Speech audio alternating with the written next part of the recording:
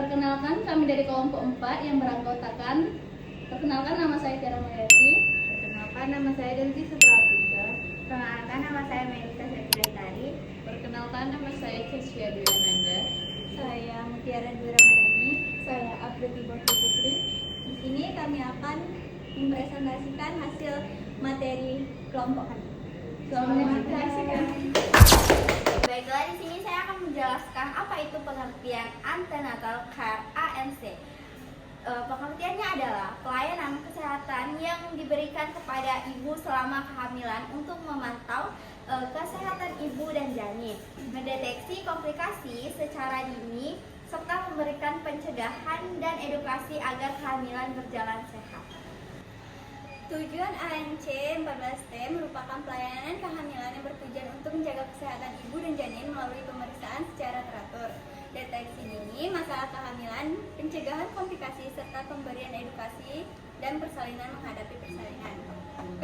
menghadapi persalinan. Ada pemantauan kesehatan ibu dan janin, yaitu mengetahui kondisi ibu serta pertumbuhan dan perkembangan janin selama kehamilan. Lalu mendeteksi komplikasi secara dini, menentukan masalah seperti anemia, hipertensi, prelaksia, infeksi, dan gangguan pertumbuhan janin. Lalu persiapan persalinan, memberikan edukasi dan dukungan agar ibu serta keluarga siap menghadapi persalinan masa nifas, menyusui, dan perawatan janin. Manfaat ANC: 1. Memantau kesehatan ibu dan janin. ANC membantu mengetahui kondisi kesehatan ibu serta memantau pertumbuhan dan perkembangan janin selama kehamilan. Yang kedua, mendeteksi komplikasi dini. Pemeriksaan ANC membantu menemukan masalah seperti anemia, hipertensi, preeklamsia, infeksi, dan gangguan pertumbuhan janin sejak awal. Yang ketiga, mempersiapkan persalinan. ANC memberikan edukasi dan dukungan kepada ibu serta keluarga agar lebih siap menghadapi persalinan, masa nifas, menyusui, dan perawatan bayi. 3. Pelayanan antenatal dapat dilakukan untuk memantau kesehatan ibu janin selama kehamilan serta mendeteksi adanya risiko atau komplikasi sejak dini. Untuk pemeriksaan ibu, kita dapat memantau kesehatan ibu melalui pemeriksaan tanda vital, berat badan, tinggi badan, dan pemeriksaan kehamilan. Selanjutnya, pemeriksaan janin. Kita dapat menilai pertumbuhan dan perkembangan janin melalui pemeriksaan tinggi fundus, uteri, denyut jantung, nadiin, dan gerakan janin. Terakhir, edukasi dan konseling. Kita dapat memberikan informasi mengenai nutrisi, tanda bahaya kehamilan, serta persiapan persalinan dan perawatan selama kehamilan. Adapun antenatal care 14T merupakan rangkaian pemeriksaan dan pelayanan selama kehamilan yang meliputi pemeriksaan fisik, pemeriksaan laboratorium, pemberian suplementasi dan imunisasi, perawatan kehamilan serta konseling. T1 berat badan dan tinggi badan. Pengukuran berat badan dan tinggi badan dilakukan untuk mengetahui status gizi ibu serta memantau perubahan berat badan selama kehamilan. Hasil pengukuran dapat membantu tenaga kesehatan menentukan kebutuhan nutrisi ibu. T2 tekanan darah. Pemeriksaan tekanan darah dilakukan untuk memantau kondisi ibu dan mendeteksi hipertensi dalam kehamilan. Pemeriksaan ini penting karena tekanan darah tinggi dapat menjadi salah satu tanda preeklamsia. T3 tinggi fundus uteri. Tinggi fundus uteri dilakukan untuk mengetahui perkembangan kehamilan dan membantu memantau pertumbuhan janin. Hasilnya dibandingkan dengan usia kehamilan untuk melihat kesesuaiannya. T4 tablet PE. Tablet PE diberikan untuk memenuhi kebutuhan zat besi selama kehamilan dan membantu mencegah anemia. Zat besi berperan dalam pembentukan hemoglobin yang membawa oksigen ke seluruh tubuh. T5 imunisasi tetanus. Diberikan berdasarkan status imunisasi ibu untuk meningkatkan perlindungan terhadap tetanus.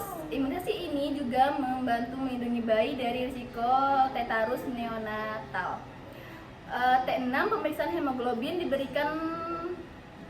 dilakukan untuk mengetahui kadar hemoglobin dalam darah dan mendeteksi anemia. Pemeriksaan ini membantu menentukan kebutuhan suplementasi dan penanganan yang sesuai.